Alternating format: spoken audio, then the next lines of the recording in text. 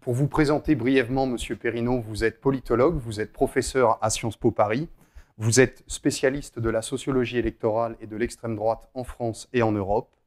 Vous êtes familier des Français puisque vous êtes un invité régulier de l'émission C'est dans l'air et vous êtes l'auteur d'une vingtaine d'ouvrages, dont le dernier que je viens de citer.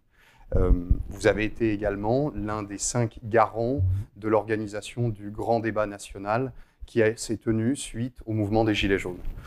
Alors, si le sujet qui nous préoccupe aujourd'hui est donc celui du populisme, je vous propose, avant d'en prendre la mesure, d'en expliquer les causes, les ressorts, peut-être de procéder à un exercice de définition. Brièvement, peut-on donner une définition au populisme ? Oui, et c'est urgent d'en donner une parce que c'est un terme qui est utilisé dans tous les sens. C'est un terme qui a une histoire, c'est un concept assez précis, mais à force d'être utilisé, en particulier dans le combat politique, bien sûr, il a pris de multiples sens divers et très souvent polémiques. Si l'on regarde la littérature, qui est très nombreuse sur le sujet, en préparant ce petit ouvrage, qui est un ouvrage de synthèse, j'ai à peu près tout lu ce qu'il y avait sur le populisme, en anglais, en français, en allemand, etc. Et si l'on avait, au fond, à définir de manière la plus claire et la plus synthétique possible, le populisme, on retiendrait 2 éléments. D'abord, le populisme, c'est une grille de lecture des sociétés et c'est une méthode d'action.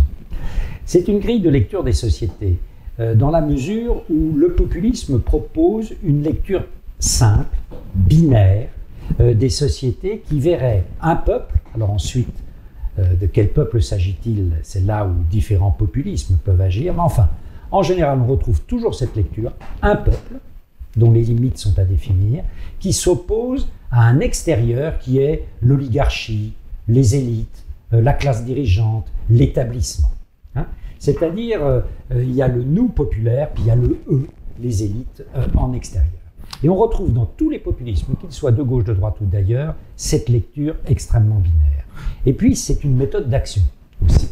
C'est-à-dire qu'on considère dans les populismes de gauche ou de droite que pour en sortir, il faut que le peuple, par-dessus la tête des corps intermédiaires, les parlements, les différentes institutions locales, les partis, les syndicats, s'exprime directement au travers ou bien de l'instrument référendaire ou bien au travers d'un homme ou d'une femme, le fameux leader charismatique des formations populistes, qui dit tout haut ce que le peuple pense tout bas. Vous retrouvez à peu près dans tous les populismes ces 2 éléments, cette grille de lecture et cette méthode d'action. Alors, avant d'en revenir à la définition de ce que peut être le peuple et de ce que peuvent être les élites, vous distinguez les approches dites non idéales du populisme des approches dites idéales. Qu'entendez-vous par cette distinction? Alors, il y a eu, si vous voulez, dans la littérature qui s'est beaucoup intéressée, beaucoup de gens qui ont considéré que, au fond, le populisme n'était pas un système de pensée en tant que tel, que ça correspondait à différents facteurs, ou bien des facteurs historiques, ou bien des facteurs économiques, de crise économique. Et puis d'autres, et je retiens plutôt cette approche-là, considèrent tout de même qu'il y a un véritable système de pensée dans ces populismes. Il y a une idéologie, mais comme le disent les anglo-saxons, a thin ideology, c'est-à-dire une idéologie ténue. Ce n'est pas une idéologie au sens où l'était le socialisme ou bien le libéralisme, avec des textes fondateurs, une pensée qui est révisée régulièrement, pas du tout.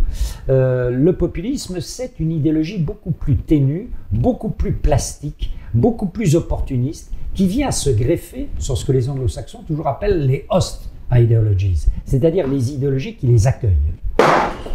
Et vous avez dans cette approche de l'idéologie haute qui accueille le populisme, eh bien vous avez le socialisme qui peut être populiste, vous avez des communistes qui peuvent être populistes, vous avez des libéraux qui peuvent être populistes, vous avez assez souvent des nationalistes qui peuvent être populistes. Donc vous voyez, c'est une idéologie labile, relativement vaporeuse, qui vient se greffer, ce qui fait sa force, sur des systèmes idéologiques beaucoup plus constitués et qui existent souvent depuis des décennies. Alors, vous l'avez suggéré, une des grandes critiques qui est faite au populisme est la confusion autour de la notion de peuple en tant que tel. Quelles sont les différentes interprétations qui peuvent être faites du peuple dans la pensée populiste? Alors en effet, il y a depuis la nuit des temps, depuis que la pensée politique existe et depuis les Grecs, il y a différentes notions du peuple. Et il y en a deux principales. Il y a le peuple qui peut être considéré d'abord comme un démos, au sens où les Grecs l'entendaient, c'est-à-dire c'est le peuple des gens d'en bas, des gens ordinaires. Si on prenait des catégories plus contemporaines, on mettrait dedans les ouvriers, les employés, les petits cadres, les cadres moyens, etc. Et puis, il y a une notion qui est beaucoup moins sociale du peuple, qui est une notion à dimension ethnique. C'est le peuple comme ethnos. C'est le peuple défini par des caractéristiques ethniques ou culturelles.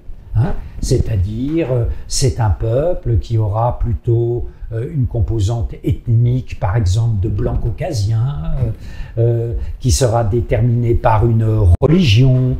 C'est-à-dire, c'est une dimension ethno-culturelle du peuple. Et là, le peuple se pose en s'opposant, non pas simplement par rapport aux gens d'en haut, mais par rapport aux gens d'en face.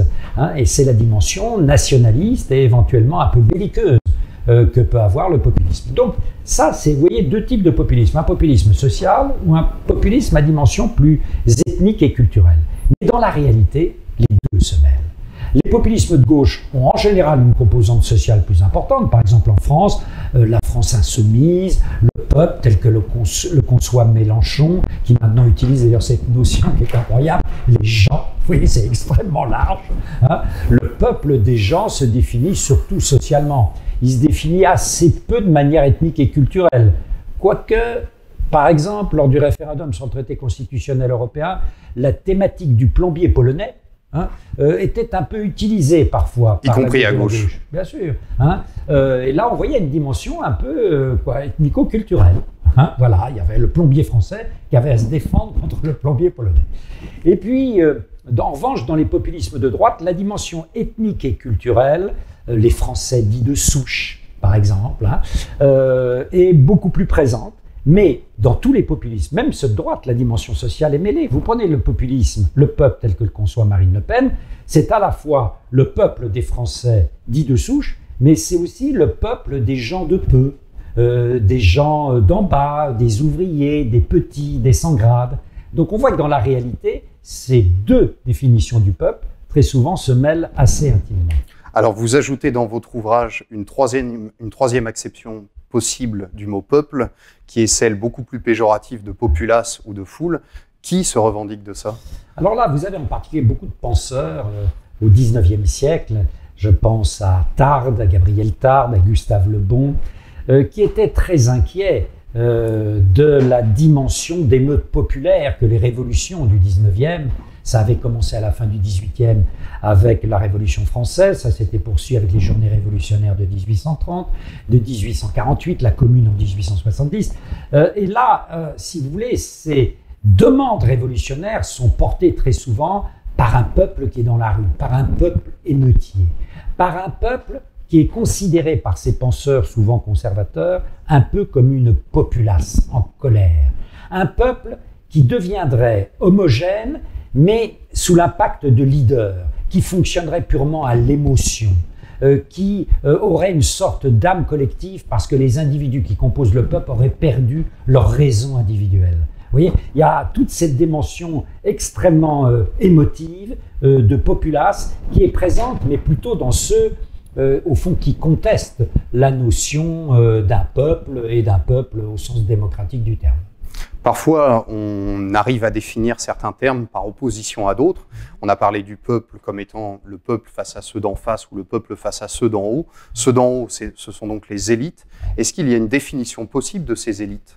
Oui, les élites sont définies, en particulier là aussi, quand on remonte très souvent aux auteurs du 19e ou du début du 20e, et puis ensuite aux États-Unis, il y a eu toute une pensée de penseurs élitistes qui considèrent que dans le fonctionnement du pouvoir, il est très important de savoir à quel type d'élite on a affaire.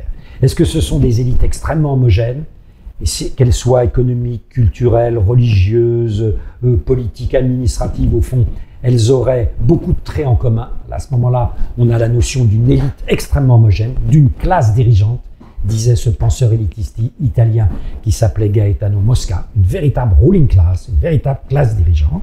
Hein. Et puis, il y a ceux qui disent, attention, les élites, en fait, elles sont plurielles. Et elles peuvent s'opposer entre elles. Les élites économiques peuvent s'opposer aux élites militaires qui, elles-mêmes, peuvent s'opposer aux élites administratives.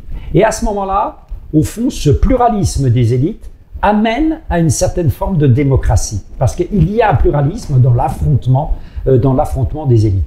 Mais les élites, c'est toujours ceux qui sont en haut de leur hiérarchie professionnelle et qui sont considérés comme ayant le mieux réussi. C'est la logique que vous avez par exemple dans le Wouzou. Vous savez, ce gros bouquin rouge dans lequel il y a une dizaine de milliers de Français. Quand vous ouvrez les pages, vous apercevez, voilà, il y a les chefs d'orchestre qui ont le mieux réussi, il y a les chefs d'entreprise qui ont le mieux réussi, il y a les politiques qui ont le mieux réussi, ou qui sont censés très souvent avoir le mieux réussi. Hein, au fond, les élites, c'est ça. Ce sont ces gens d'en haut qui, chacun en haut de leur hiérarchie professionnelle, sont censés avoir ou détenir le pouvoir. Alors, un des éléments qui distingue le plus le rejet des élites, précisez-vous, est une forme d'anti-intellectualisme. Est-ce que la distinction qui peut être opérée, je pense notamment dans des interventions répétées de Jean-Luc Mélenchon, entre l'oligarchie, qui serait une forme de plutocratie, et les élites, qui seraient des élites techniques, des techniciens, des ingénieurs, c'est-à-dire des gens ayant un savoir-faire, n'écarte pas ce reproche que l'on peut faire à certains populistes. Ouais. Bon, il y a des populismes plus ou moins sophistiqués. Il y a des populismes qui font dans la démagogie pure et simple et qui cherchent à mobiliser, j'allais dire, quelques passions tristes, quelques passions mauvaises contre celles et ceux qui sont censés avoir réussi et détenir le pouvoir. C'est un mécanisme qui a toujours fonctionné. Hein, souvenons-nous, dans les années 30, on disait, voilà, il y a les gens du peuple et puis il y a le mur de l'argent. Hein, il y a les gros, hein, il y a le peuple et les gros. Pierre Birnbaum, qui est un sociologue qui a beaucoup travaillé sur les élites, avait fait un très beau livre qui s'appelle « Le peuple et les gros ». Et ça fonctionne dans beaucoup de cultures politiques, de gauche, de droite comme d'ailleurs. Hein, et ça joue beaucoup sur la logique du ressentiment. Hein. Il faut savoir que dans les contextes de crise économique, crise historique, crise culturelle, le ressentiment. Hein, j'ai bien l'impression qu'en France, le ressentiment est à un niveau élevé aujourd'hui. Le ressentiment est un ressort psychologique extrêmement efficace pour mobiliser contre les élites les ressentiments, les angoisses, les inquiétudes des catégories populaires.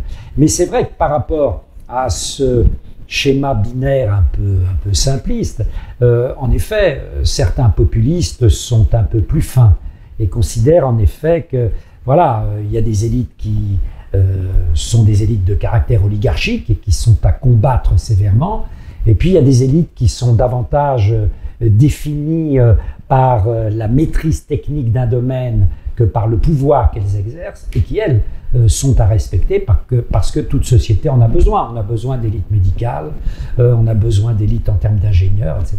Alors, votre évocation du ressentiment m'incite à vous poser une question que je ne pensais pas poser initialement. Vous citez plusieurs auteurs, notamment Ehrenberg, qui évoque la fatigue d'être soi comme un des moteurs du populisme, de l'essor du populisme.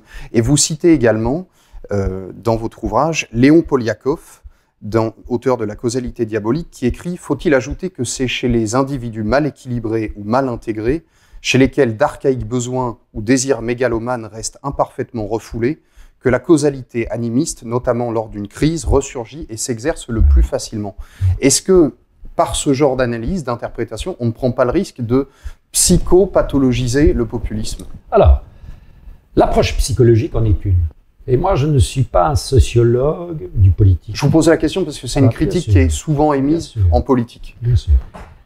Mais pour moi, il ne s'agit pas de dire les variables psychologiques, et même de psychologie collective, sont à ignorer. Je crois qu'il y a des variables de psychologie individuelle et de psychologie collective. En revanche, il ne s'agit pas du tout de stigmatiser. Hein. Et dans mon petit livre, je m'efforce de ne pas stigmatiser le populiste. Je cherche à l'analyser. Je ne cherche pas du tout à le stigmatiser parce que je crois, et je crois que c'est une des dernières phrases de mon livre, que le populisme pose de très bonnes questions. Il pose en particulier à nos démocraties, qui sont un peu en interrogation en ce début du XXIe siècle, il pose une très bonne question, c'est la place du peuple dans la démocratie. La place des catégories populaires dans le personnel politique, chez les élus, c'est une vraie question. Hein. Donc le populisme pose de bonnes questions. Est-ce qu'il apporte les bonnes réponses? Ça, c'est une autre affaire. Et là, on peut discuter. Mais il ne s'agit absolument pas de stigmatiser le populisme, parce qu'il ne faut pas oublier que dans le populisme, il y a populus, il y a la notion de peuple.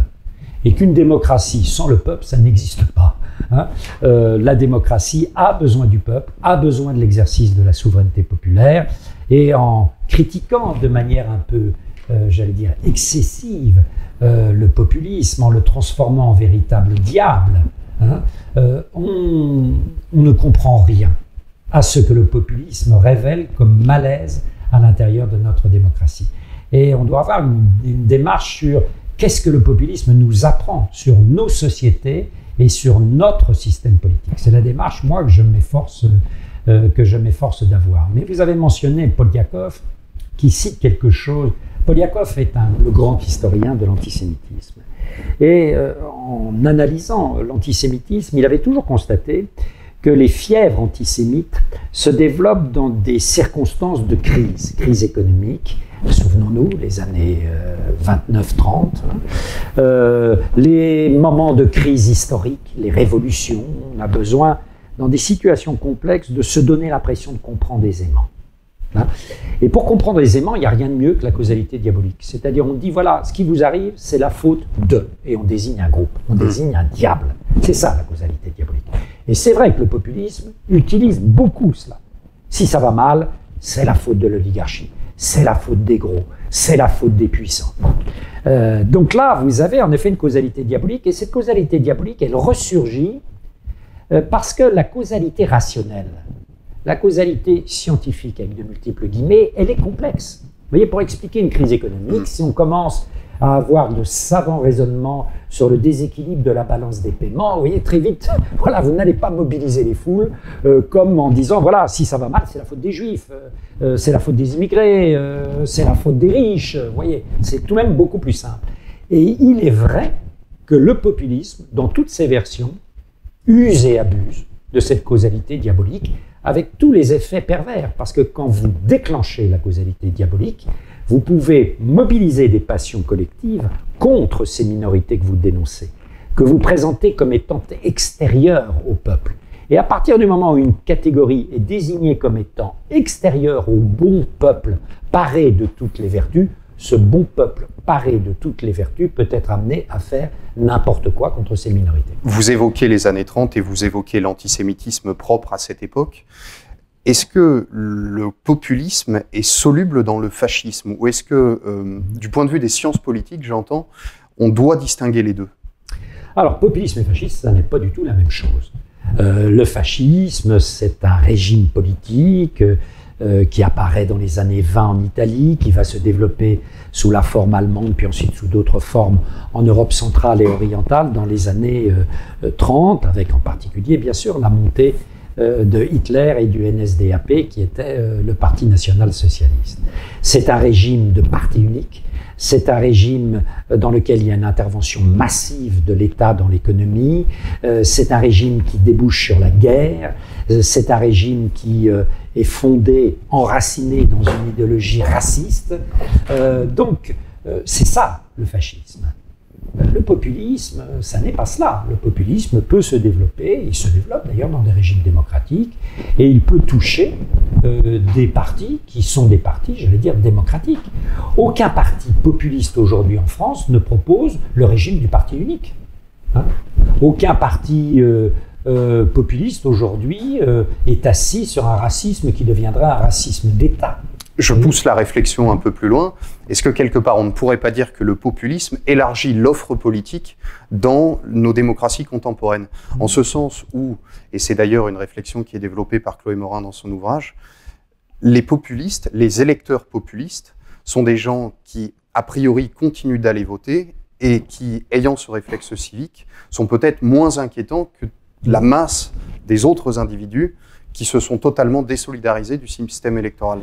Oui, le populisme a fait venir à la politique des gens qui, s'il n'y avait pas eu cette offre populiste, auraient pu s'en éloigner.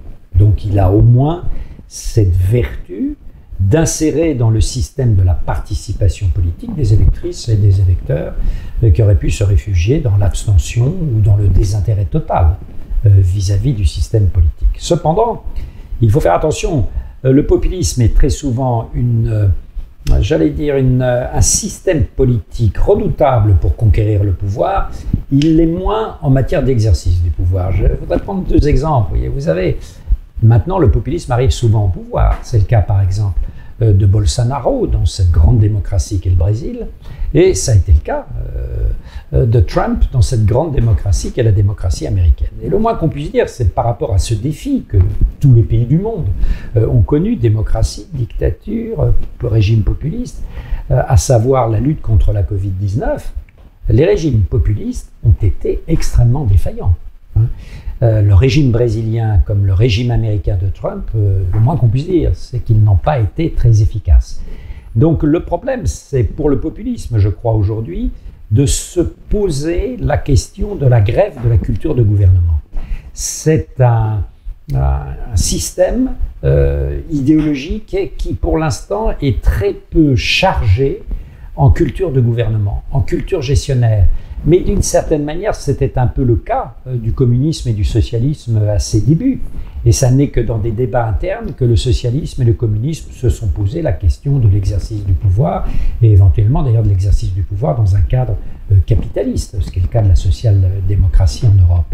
Donc, on peut imaginer que dans les années qui viennent, dans les décennies qui viennent, le populisme se pose de plus en plus cette question de l'insertion dans une culture de gouvernement. Alors, d'une certaine manière, regardons ce qui se passe un peu en Italie, où là, vous avez un parti populiste très original, parce qu'il ne vient ni de la gauche ni de la droite, qui est le fameux mouvement 5 étoiles de Beppe Grillo, ce comique italien extrêmement dégagiste. Bon, voilà. Eh bien, quand vous regardez l'évolution, en particulier quand le gouvernement était dirigé par M. Conte, qui venait, président du Conseil italien, qui venait du mouvement 5 étoiles, vous avez eu un mouvement 5 étoiles qui est devenu peu à peu un mouvement gestionnaire, d'abord qui s'est associé avec la droite extrême de la Ligue et qui aujourd'hui est associé avec la gauche italienne, et qui fait preuve dans certains départements ministériels d'une grande capacité gestionnaire. Ça a été le cas de M. Conte, dont les Italiens n'ont eu qu'à se féliciter en tant que président du Conseil. Alors, vous avez évoqué les exemples de Bolsonaro au Brésil et de Donald Trump aux États-Unis. Vous avez parlé de l'Italie également et du mouvement Cinque Stelle qui se distingue des 2 figures précédentes en étant une force de gauche, comme vous le disiez. Ça nous amène à la question de la mesure du populisme aujourd'hui en France et à l'international. Quel est le rapport de force aujourd'hui entre les populistes et les non-populistes?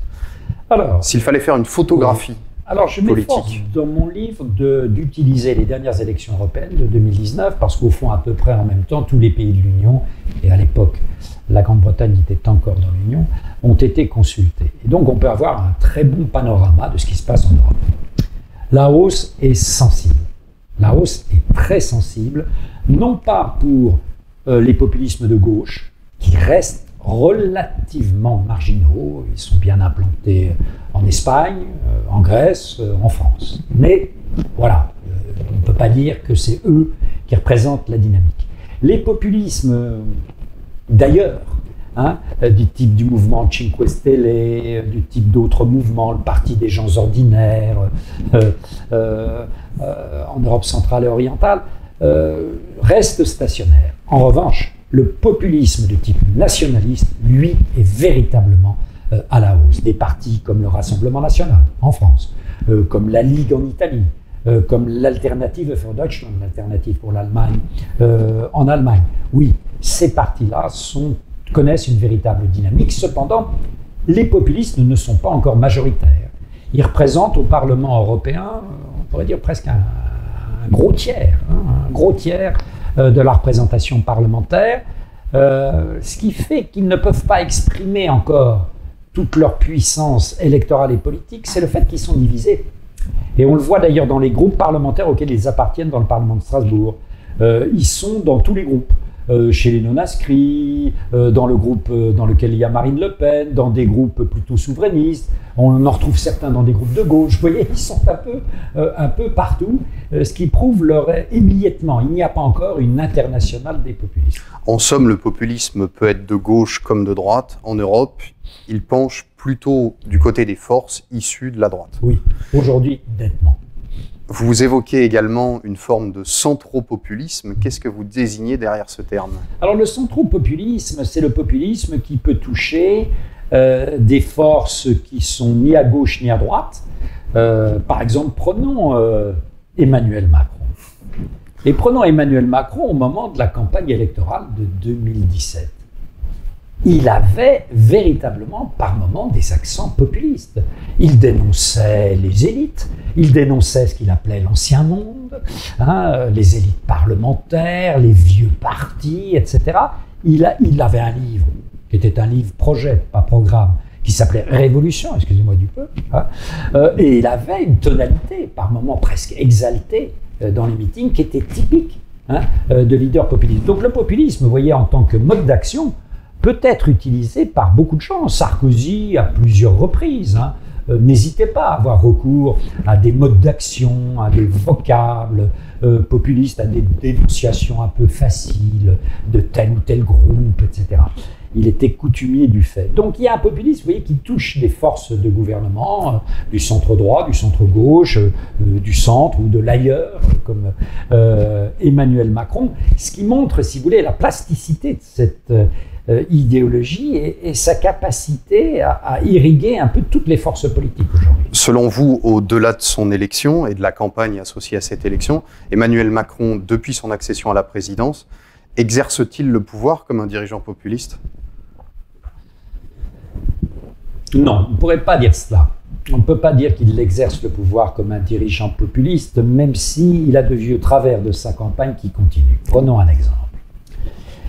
Le leader populiste, je disais tout à l'heure, c'est un leader qui exprime un certain mépris pour les corps intermédiaires, qu'il le veuille ou non. Le président de la République, qui n'a jamais été élu, avant d'être élu en 2017, est porteur de cette culture. Il a une certaine morgue vis-à-vis des corps intermédiaires, vis-à-vis des élus.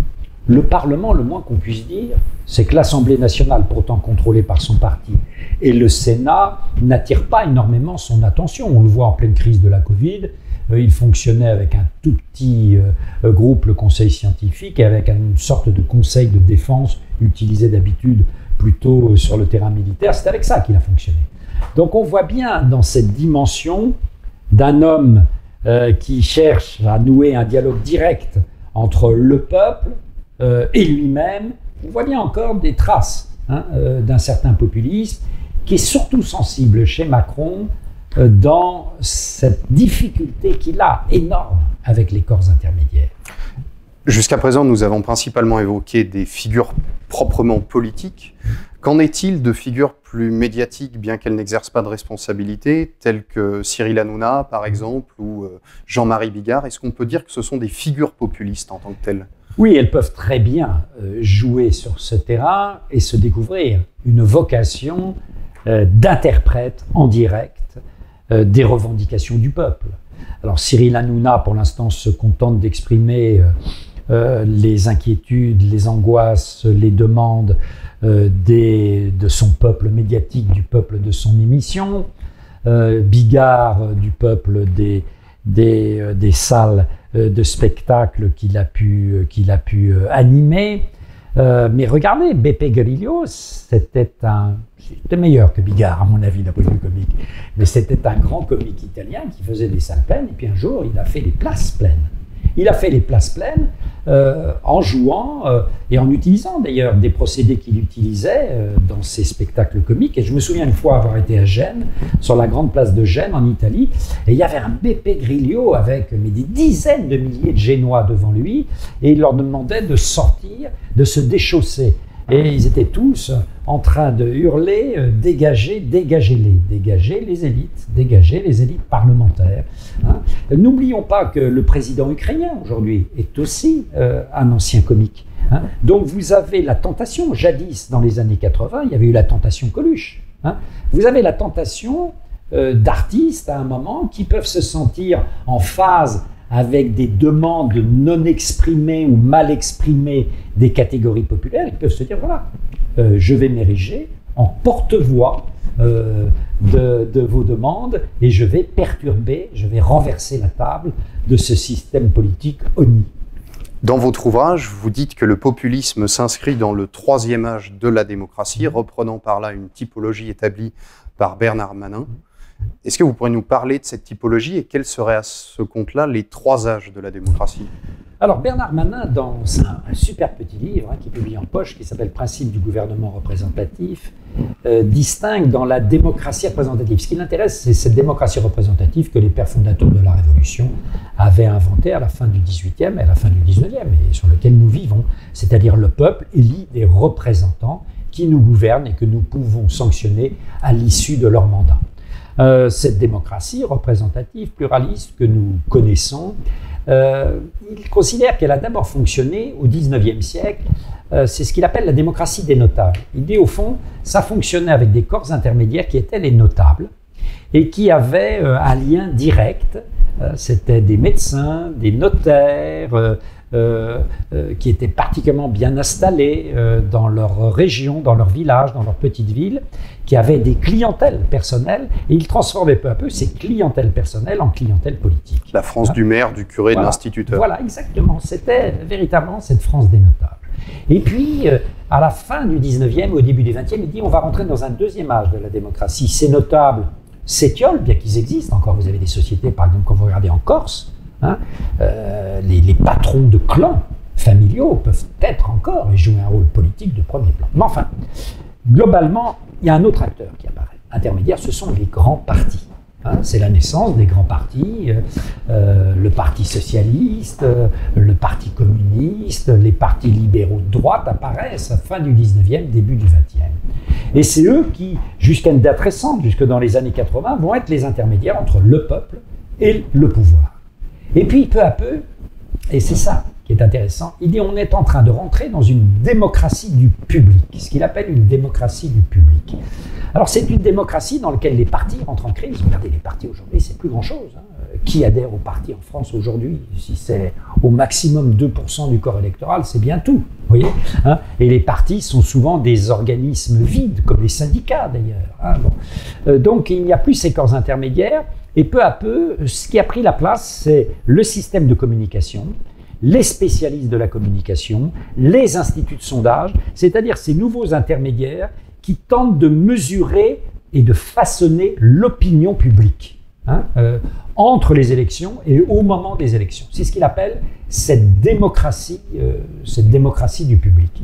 Et je crois que le populisme est particulièrement adapté à ce troisième âge de la démocratie, où il s'agit d'organiser le public, le peuple, en un espace public populiste, qui est en phase avec un homme ou une femme qui est censé le faire parler, en utilisant des instruments qui sont les instruments très modernes de la communication. Communication verticale relativement classique. Regardez aussi le nombre d'anciens journalistes de télévision qui sont devenus de grands leaders populistes, parce qu'ils connaissaient le maniement des grands médias de masse, et puis maintenant l'utilisation phénoménale de cette communication horizontale qu'est le web. La grande force des populismes, c'est qu'ils ont bien compris qu'à la communication verticale, il fallait ajouter une maîtrise de la communication horizontale, et là, la présence, en particulier des populistes, la présence par exemple en France du Rassemblement national sur le web est quelque chose de tout à fait impressionnant, et ça ne date pas d'aujourd'hui, ça date d'hier. Ils ont quelque part eu une avance par rapport à des partis plus traditionnels qui continuent à faire de la communication sur le web comme on faisait de la communication institutionnelle. Donc il faut trouver d'autres modes horizontaux pour communiquer. Si vous le voulez bien, après avoir expliqué la nature du communisme et avoir essayé d'en prendre la mesure aujourd'hui en France et à l'international, du moins en Europe, essayons de nous attarder sur les ressorts de ce phénomène. Dans votre ouvrage, vous en distinguez 6. On peut les prendre dans l'ordre que vous avez choisi d'établir. Le premier est celui, pour reprendre vos termes, du malaise économique post-industriel. En effet. Si vous voulez, la démocratie, elle renaît après la guerre sur les décombres des régimes autoritaires. Que ce soit, bien sûr, le régime national-socialiste, le fascisme italien et d'autres régimes autoritaires. Et puis il y aura une seconde naissance, c'est quand le communisme s'effondre à la fin des années 80. Cette démocratie, c'était une démocratie de société industrielle. De société dans lequel c'était le secteur industriel secondaire qui était majeur, dans lequel les acteurs sociaux majeurs, c'était une bourgeoisie, détentrice des moyens de production, comme disaient les marxistes, face à une classe ouvrière avec ses alliés. C'était la lecture qu'on avait d'une société de classe, avec une gauche très enracinée dans le milieu ouvrier et une droite qui était davantage enracinée dans le monde indépendant et dans le monde de la petite, moyenne et grande bourgeoisie. Cet univers de la société industrielle disparaît. On est dans une société de services, on est dans une société dans laquelle, ça y est, le secteur tertiaire est beaucoup plus important quantitativement que le secteur secondaire, et la numérisation ne fait qu'accentuer le passage à une société qu'on qualifie de société post-industrielle. Dans cette société post-industrielle, certains grands acteurs qui étaient au cœur de la société industrielle sont mis sur le bord du chemin. En particulier, la classe ouvrière, les ouvriers, les petits employés. Ils se demandent aujourd'hui, mais quelle est notre place dans la société? Leurs usines ont fermé, se sont délocalisés, ils ont été touchés par un chômage de masse. Quand ils sont encore en activité, ils se demandent à quoi ils servent.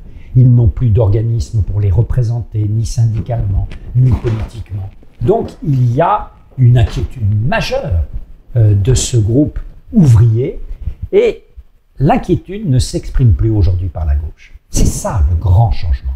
La gauche n'arrive plus à articuler les inquiétudes, les angoisses et les demandes de ces catégories ouvrières qui, au contraire, se sont rapprochées massivement des petits et moyens travailleurs indépendants qui étaient traditionnellement des soutiens forts de la droite extrême et de la droite nationaliste. Et ils se sont rapprochés, et c'est ce qu'un de mes collègues américains appelle l'alliance de la boutique et de l'atelier. Vous voyez, la boutique et l'atelier se sont alliés socialement et politiquement. Et c'est ce qui fait la force aujourd'hui tout à fait impressionnante de partis populistes. Si vous prenez la France, avant de venir, là, ce matin, je regardais le dernier sondage d'intention de vote pour l'élection présidentielle qui aura lieu dans un an. Au premier tour, Marine Le Pen fait 29%. Elle arrive en tête et elle fait 29%. Score impressionnant. Chez les ouvriers, au premier tour, elle fait 50%. 50% chez les ouvriers. Et au second tour, elle fait plus de 60% chez les ouvriers et elle fait 57% chez les chômeurs. Donc vous voyez, de manière évidente, de très nombreux partis populistes, nationalistes, sont devenus l'exutoire politique de la crise de la société industrielle et de la crise de cet acteur majeur qu'était la classe ouvrière. Je m'apprêtais à citer le sondage de l'IFOP de 2017 qui est dans votre ouvrage, précisant que 51% des chômeurs ont choisi Marine Le Pen en 2017. Les chiffres que vous venez de donner indiquent donc que depuis 5 ans, ça monte. Ça monte. On est sur une progression. Après le malaise économique industriel, la deuxième cause évoquée par vous de la montée de l'essor du populisme est le malaise social et culturel de l'ouverture. Qu'est-ce que vous pointez derrière cette expression? Alors, c'est la question de la globalisation. La fameuse question de la globalisation. Si vous voulez, notre monde est rentré, en particulier depuis les années 80, dans une grande phase de globalisation. Globalisation économique, on ne va pas pérorer, vous connaissez le sujet. Tout le monde en parle, etc. L'ouverture économique, le fait que nous achetons de plus en plus de produits qui viennent d'Asie, du Brésil, de partout dans le monde, la globalisation. Mais cette globalisation, elle n'est pas simplement économique, elle est politique. Vous avez l'apparition de puissances politiques au plan supranational. L'Union européenne, qui est de plus en plus présente dans nos vies, par exemple, pour les pays européens. Les instruments de gouvernance mondiale, le G7, le G20, l'OMC, l'Organisation mondiale du commerce. Vous avez des tas d'instances qui sont maintenant des instances supranationales. Ça, c'est la globalisation politique. Et puis, il y a la globalisation qui se voit. La globalisation sociale et culturelle. C'est-à-dire, nos sociétés deviennent de plus en plus cosmopolites. L'immigration, les flux migratoires continuent, ont peu à peu changé le profil des sociétés, et en particulier des grandes sociétés urbaines. Hein. Maintenant, je vous assure, moi j'étais gosse dans les années 50, quand je prenais le métro à Paris, j'entendais parler français. Aujourd'hui, je prends le métro, j'entends parler une dizaine de langues, hein, entre 5 ou 6 stations. Hein.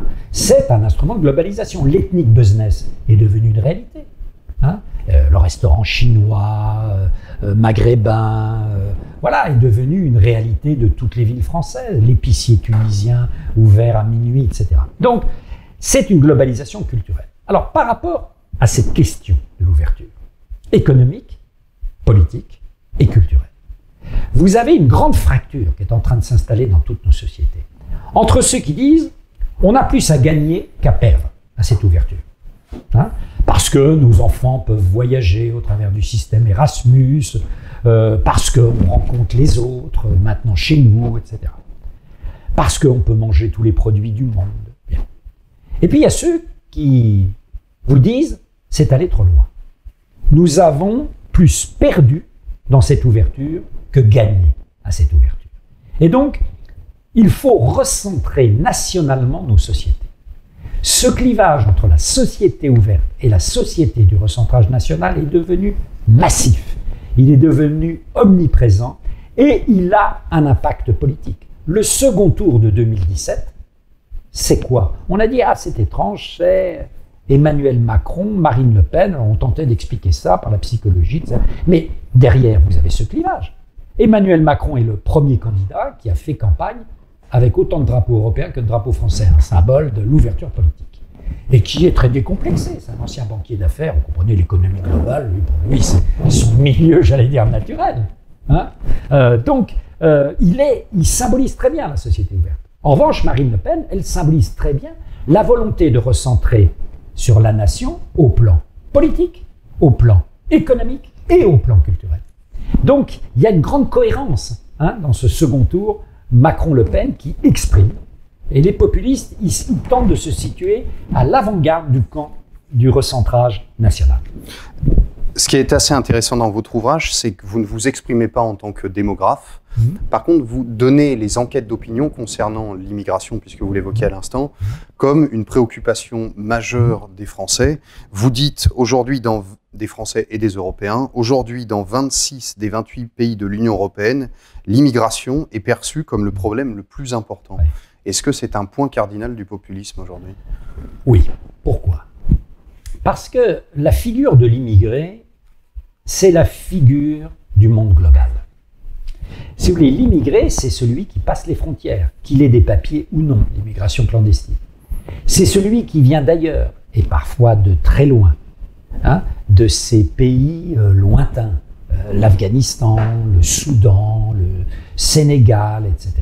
Donc, il symbolise aux yeux de la population l'homme ou la femme, mais il y a plus une immigration masculine, l'homme qui ignore les frontières, l'homme de la société globale, qui est en train, pour certains, d'advenir. Et en cela, il focalise chez certains des espoirs, mais chez d'autres des inquiétudes. Surtout quand la majeure partie de l'immigration est porteuse d'un système religieux et culturel qui est l'islam, et qui, au plan de la géopolitique internationale, est devenu un ennemi au travers de la dérive islamiste. Donc, ce n'est pas simplement le monde global, vous voyez, qui est perçu comme tel, comme étant éventuellement porteur de menaces, mais c'est aussi l'islamisme dans sa vocation ou dans son désir de conquête et de conversion. Et donc, il y a tout pour que, vous voyez, cette figure de l'immigré devienne un objet, oui, comme c'est le cas depuis de longues années maintenant, un objet majeur du débat politique et sociétal. Vous dites, pour poursuivre sur les ressorts du vote populiste, qu'il existe un hydre de l'Union européenne, c'est-à-dire que l'Union européenne fait également figure d'épouvantail auprès des électeurs populistes. Et je cite quelques chiffres que vous donnez. En 2002, 50% des citoyens des pays de l'Union européenne en avaient une image positive, tandis qu'en 2016, ils ne représentent plus que 34% des sondés. Et vous insistez sur le marqueur, le choc qu'a représenté le non à 51% au référendum de 2005. Tout à fait. Souvenons-nous, la France se divise en 55% de non, 45% de oui. Les catégories populaires votent massivement contre. Et ça marque la fin d'une période presque idyllique pour l'Europe. L'Europe, si vous voulez, qui s'invente avec difficulté dans les années 50, qui va se stabiliser à la fin des années 50, va être pendant plusieurs décennies un rêve. C'était, si vous voulez, pour des hommes, surtout de ma génération. Moi, je suis né en plus de ça en Lorraine. Et en Lorraine, qui pendant la guerre avait été occupée par les Allemands. Ma mère était allemande pendant la guerre. Donc, pour nous, l'Europe, dans ma famille, je vois, c'était deux choses essentielles. C'était la paix. Enfin, la paix en Europe. La fin des guerres avec l'Allemagne, 70, avec la Prusse, 14-18, 40-45. La paix. Puis c'était la croissance. Les fameux 30 glorieuses. Une croissance phénoménale avec le grand marché unique. Cet aspect a peu à peu disparu. Et dans les générations plus jeunes, aujourd'hui, l'Europe, ça n'est plus la paix, puisque la guerre est à nos frontières. Il y a eu la guerre en Yougoslavie. Regardez aujourd'hui les menaces dans un pays comme la Biélorussie, qui est un pays européen dans sa culture. Donc les menaces sont fortes, et la plus grande frontière avec notre Europe à nous, c'est la frontière avec la Pologne, entre la Pologne et la Biélorussie. C'est tout proche ce qui se passe en Biélorussie. Donc la guerre est là, à nos portes. L'Europe n'est pas exempte de guerre. Il y a la guerre qui s'est importée avec la guerre que certains islamistes ont décidé de mener au modèle européen que représentent les sociétés européennes. Et la croissance. Attendez, la croissance, elle est de plus en plus anémiée. Le chômage est devenu un chômage structurel. Donc, les gens ne voient plus très concrètement ce qu'apporte l'Europe. Et donc, il y a, oui, une crise de confiance dans le rêve européen. Mais c'est très mauvais, parce que quand il n'y a plus de rêve, quand on ne se projette plus dans un avenir, on peut régresser sur des passés fantasmés, où on peut commencer à haïr les autres, à revenir à cette passion nationaliste qui est une passion de se poser en s'opposant par rapport à nos voisins. Et on regardez dans le discours politique, par exemple, la réapparition, ça m'avait frappé il y a quelques années, de l'ennemi allemand. Mélenchon, par exemple, utilisait des vocables sur la chancelière allemande, qui étaient des vocables presque insultants. Et on en revenait à quoi là? On en revenait à des passions nationalistes qui nous ont coûté très très cher. Vous utilisez une formule pour désigner cette réalité. Vous dites qu'il n'y a pas d'international du populisme. En effet, il n'y a aucune internationale du populisme parce que les populistes sont trop nationalistes. Vous savez déjà, l'internationale des communistes, ça n'a jamais marché parce que les communistes n'étaient pas d'accord entre eux, mais il y avait tout de même une culture communiste, internationaliste, comme ils disaient dans leur langage. Alors, l'internationale des nationalistes, on peut se lever tôt, et l'internationale des populistes, on peut se lever très tôt. À mon avis, on ne verra pas de sitôt une internationale des populismes en France, en Europe et dans le monde. Au-delà du chômage, de la démographie, c'est-à-dire de l'immigration, de l'Union européenne, qui sont des objets relativement concrets sur lesquels s'arrêter, un carburant que vous évoquez également de l'essor du populisme est l'hostilité à la société, je cite, anonyme de la mondialisation. Et cette expression est déjà plus diffuse et moins clairement identifiable. En quoi ça consiste? Quelle est la société anonyme de la mondialisation? Si vous voulez, derrière tout cela, il y a la question identitaire et des identités collectives. Nous sommes dans une époque où nous travaillons beaucoup, nous sommes très attentifs à nos identités personnelles, au respect de nos identités personnelles. Nous y passons un temps gigantesque, un temps énorme, toute une série de professions sont apparues pour le développement personnel, les psys, etc. Donc vraiment, l'identité personnelle, c'est important. Mais une société vit grâce à une identité collective. Une raison de partager nos vies sur un territoire pour un certain laps de temps. Nous constituons des nations. Des nations, et comme le disait Renan au XIXe siècle, qu'est-ce que c'est qu'une nation? C'est un plébiscite de tous les jours. C'est au fond une volonté de vivre en commun, renouvelée tous les jours. Mais quelles sont les raisons de vivre en commun? Hein. Les raisons de vivre en commun, c'est de partager une identité collective. Et là, la France est en crise profonde.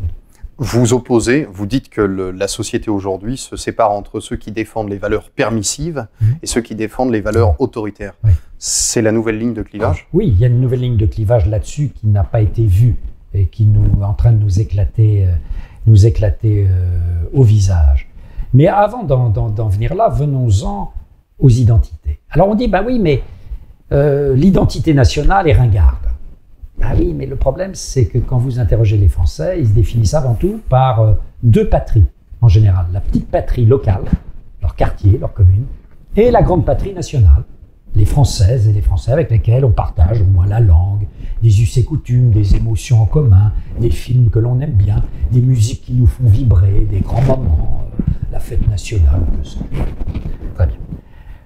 Nous sommes attachés aussi à certaines grandes figures. Par exemple, les Français adorent De Gaulle et Napoléon. C'est comme ça. Voilà. Et ça fait groupe, ça nous permet de faire groupe, de partager ensemble quelque chose. Et alors certains disent, c'est devenu ringard, il y a une identité européenne ou une identité mondiale. Bah oui, mais le problème, c'est qu'il y a peu d'affect vis-à-vis de l'Europe. Peu de gens se sentent citoyens européens, et encore moins citoyens du monde. Et ça reste une formule, citoyen du monde.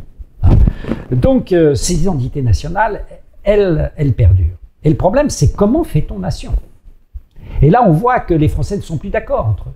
Il y a ceux qui disent on va faire nation avec un patchwork de communautés qui chacun développeront leurs différences et puis espérons que ces différences arriveront à cohabiter. Ça, c'est un schéma assez anglo-saxon qu'on retrouve dans certains pays comme la Grande-Bretagne, le Canada, les États-Unis.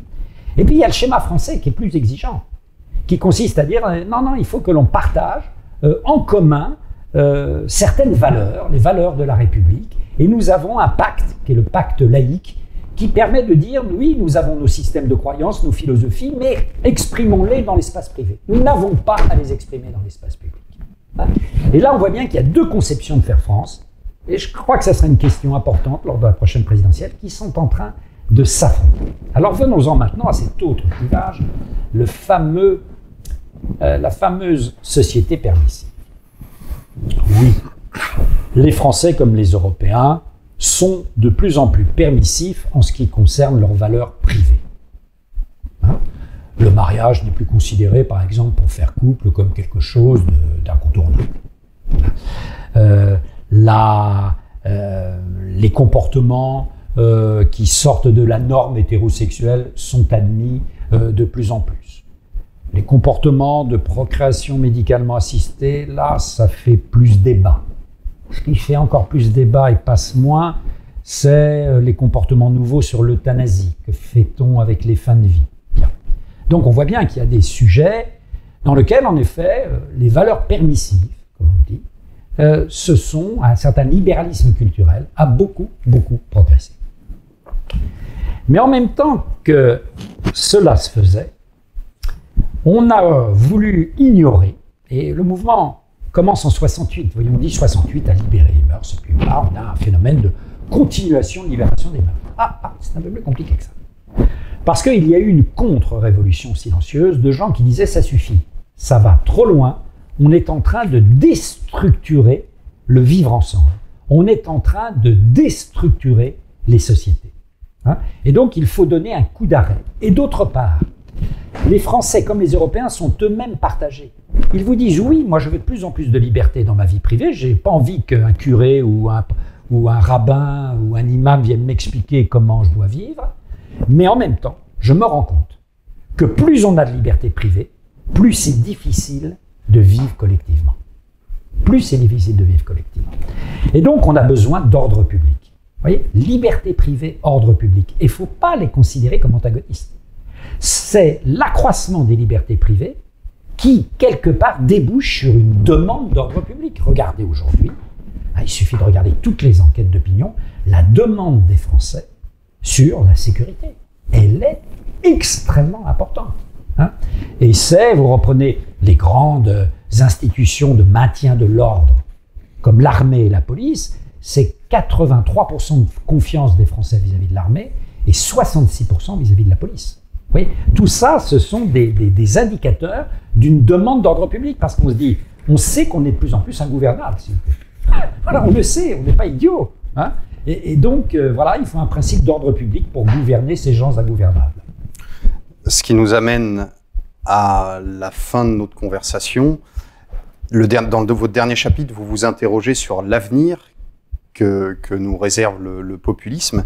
Et vous avez des expressions où vous citez des auteurs qui ont des formules assez sombres. J'en retiens deux. La démocratie semble en détresse et certains considèrent même que l'Europe a vécu son moment démocratique et qu'elle se trouve à présent dans une phase de post-démocratie.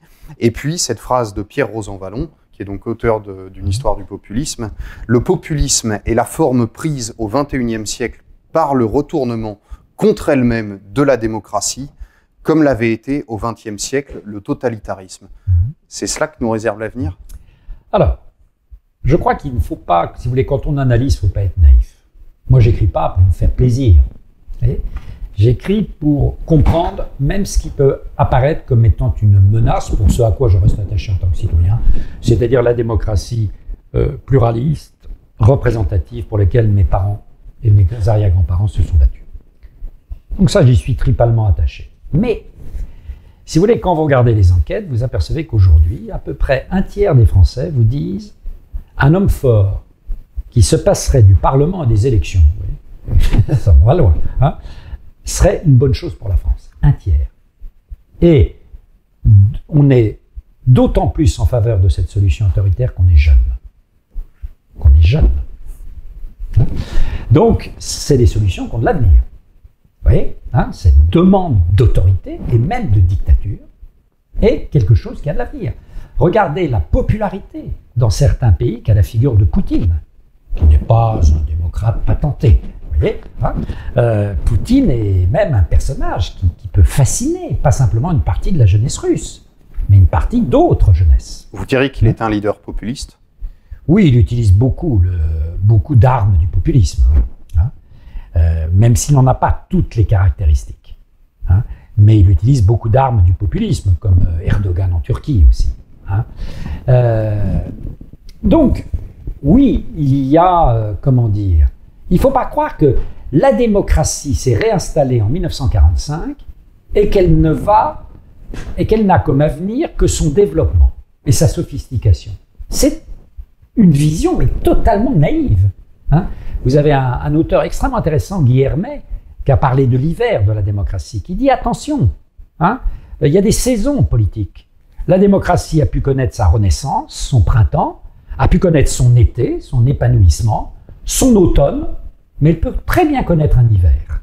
Hein? Vous le citez dans votre ouvrage, il écrit « Ce qui se dessine est une transformation capitale à l'échelle de l'Europe, comme il ne s'en produit au mieux que tous les siècles, comme nos ancêtres de 1775 ou de 1785, nous touchons au terme d'un futur ancien régime, d'un régime finissant, voué à céder la place à un autre univers politique, encore dépourvu de nom, mais dès maintenant largement esquissé dans la pratique. » Voilà.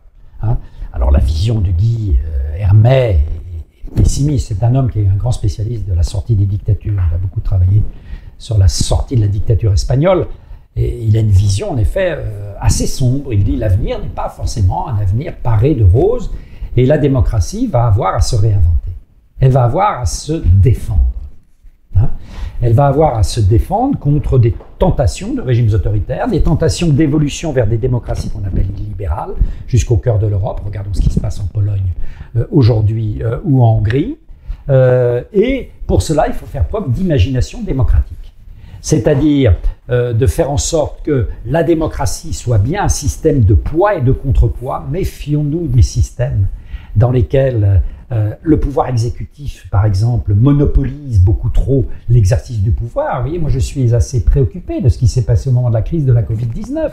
L'incapacité relative du pouvoir exécutif à associer les pouvoirs régionaux et le pouvoir parlementaire m'a frappé. Et je trouve que c'est une tendance assez malsaine.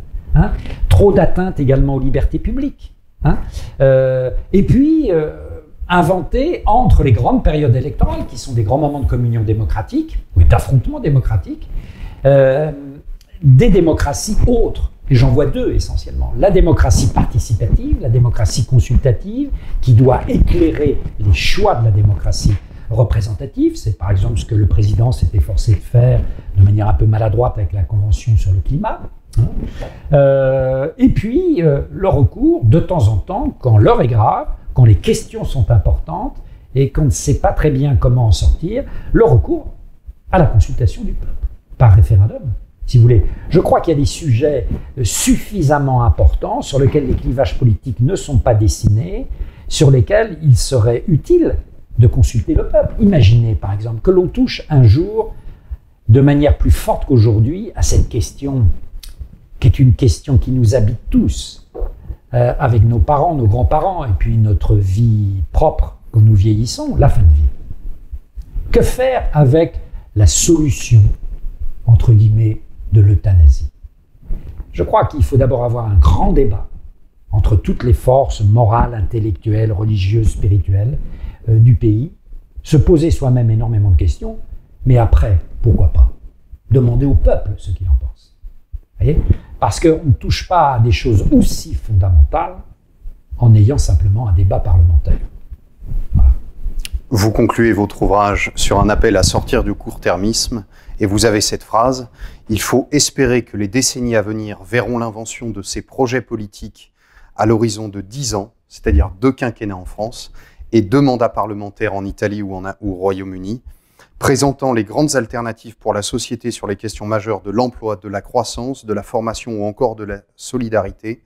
Si dans les décennies qui s'ouvrent, la démocratie retrouve un temps moins accéléré, laissant de l'espace pour la délibération, l'argumentation et la mise en sens, la démocratie renaîtra. » Oui. Ce qui nous incite malgré tout à une certaine forme d'optimisme. Voilà.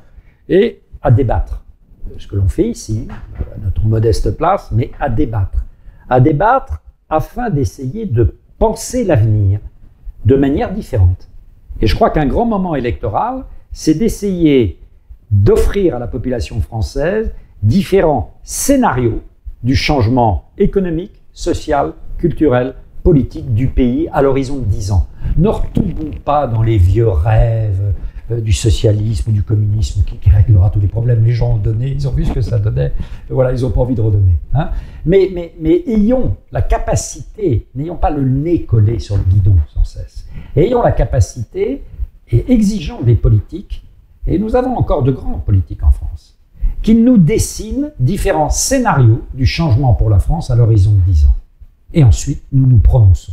Nous écoutons, nous regardons, nous analysons et nous nous prononçons. C'est ça, une démocratie mature. Si vous le voulez bien, nous allons maintenant passer aux questions du public. Je me tourne vers Victor. Victor, est-ce qu'on a reçu des questions ? Oui, quelques-unes. La première, quel enseignement politique, mais aussi personnel, avez-vous tiré du grand débat, Pascal Perrineau ? Alors, un sentiment mitigé. D'abord, un sentiment, d'étonnement et de fierté. J'ai parcouru la France dans tous les sens pendant 2 mois et demi et j'ai découvert dans tous les territoires de France, territoires urbains, ruraux, rurbains, midi, est de la France. J'ai surtout fait on s'était répartis entre les garants du grand débat un peu le territoire, j'ai fait surtout le Grand Est et le Sud. Et j'ai découvert énormément de citoyens qui n'avaient jamais pris la parole et qui la prenaient. Ce que j'ai appelé, dans un autre livre que j'ai fait auparavant, les primo-parlants. C'est-à-dire qu'il y a encore aujourd'hui, oui, des gens qui ont envie de dire leurs mots dans le débat démocratique. Et quand on leur offre des espaces, qui prennent parfois la parole pour la première fois. J'ai rencontré des centaines de personnes qui n'avaient jamais manifesté, qui ne s'étaient jamais déplacées dans une salle, et qui là venaient dans un gymnase, une salle de conseil municipal pour prendre la parole, parler et exprimer leurs demandes. Et en fait, on a eu 2 millions de personnes, 2 millions de Français qui ont participé à cette affaire. Ça, si vous voulez, ça rassure l'observateur et le citoyen que je suis. Ce qui m'a en revanche préoccupé, c'est l'utilisation que le pouvoir politique en a fait. Parce que c'était une énorme machine, au fond, pour recueillir, comme on l'avait fait dans la période pré-révolutionnaire en 1789 avec les cahiers de doléances, les doléances des Français. Et puis ensuite, on a rangé tout ça dans des tiroirs. Et au fond, on a très peu exploité la richesse incroyable de ce matériel. J'ai encore dans mon bureau, mais de multiples, justement, cahiers de doléances que l'on me donnait en tant que garant du grand débat national. Et c'est littéralement passionnant à lire pour savoir où en est la France profonde, la vraie France profonde aujourd'hui. Donc, vous voyez, le sentiment est mitigé et la communication politique est utile, mais parfois elle tue la politique. Et là, j'ai eu l'impression que la communication autour de ce grand débat, et en particulier les rencontres du président avec les maires, c'était très bien. Mais je veux dire, voilà, c'était ça qui était filmé, qui était, voilà, c'était... Les gens avaient l'impression que c'était ça le grand débat national. C'était absolument pas ça le grand débat national. Mais la communication, oui, a tué un peu la politique. Et c'est le grand danger aujourd'hui. Victor, question suivante. Alors, une question qui prolonge la précédente. Quelle échelle de débat vous semble la mieux adaptée à la démocratie participative ? Des micro-échelles. Je ne crois pas, si vous voulez, que la démocratie participative soit très à l'aise à des niveaux territoriaux trop ambitieux. Vous voyez, la nation, même les grandes régions aujourd'hui. On avait essayé d'ailleurs de conclure le grand débat national par des assemblées régionales. C'est quelque chose de pas simple, parce que les régions ne sont pas, en France, c'est un héritage technocratique, ce ne sont pas des grands territoires vis-à-vis desquels on a une identification. Vous voyez le Grand Est. Hein, voilà, vous êtes champenois, vous appartenez au Grand Est, vous êtes lorrain, vous appartenez au Grand Est, vous êtes alsacien, vous appartenez au Grand Est. Vous voyez, ça n'a pas grand sens. On ne sait même pas quelle est la capitale d'ailleurs du Grand Est. Vous voyez, bon. Donc je crois beaucoup plus à des niveaux dans lesquels il y a un sentiment d'appartenance et il y a plus d'interconnaissance, parce qu'on est plus à l'aise quand on discute avec des gens que l'on connaît un peu, que l'on a déjà croisés. Sinon, tous les timides, tous ceux qui ont du mal à parler, ne vont pas parler. Hein. Il faut savoir comment ça se passe. Donc la commune est très souvent, si vous voulez, un étage pour prendre la parole. Les plus riches débats auxquels j'ai assisté, c'était des débats communaux. Autre question. Existe-t-il un populisme qui ne soit pas autoritaire ? Oui. Tout populisme a des tendances autoritaires. Hein, parce qu'ils ne croient pas beaucoup au contrepoids. Ils ont du mal à admettre des corps intermédiaires qui n'aillent pas dans leur sens. Ils ont du mal à admettre un pluralisme institutionnel avec un pouvoir législatif, judiciaire, indépendant. Regardez comment en Pologne et en Hongrie, on cherche à mettre un peu sous tutelle le pouvoir judiciaire. Donc voilà, ces hommes ou ces femmes qui prétendent être le peuple. Hein, voilà, ils admettent assez mal la contradiction et le contrepoids démocratique. Donc en cela, il y a une tendance autoritaire, mais tous les populistes ne sont pas des dictateurs en puissance. Existe-t-il un lien entre populisme et complotisme ? Oui. Alors, le complotisme est hélas, 3 fois hélas, une chose du monde très partagée. Vous savez qu'il y a des enquêtes qui ont été faites, c'est atterrant.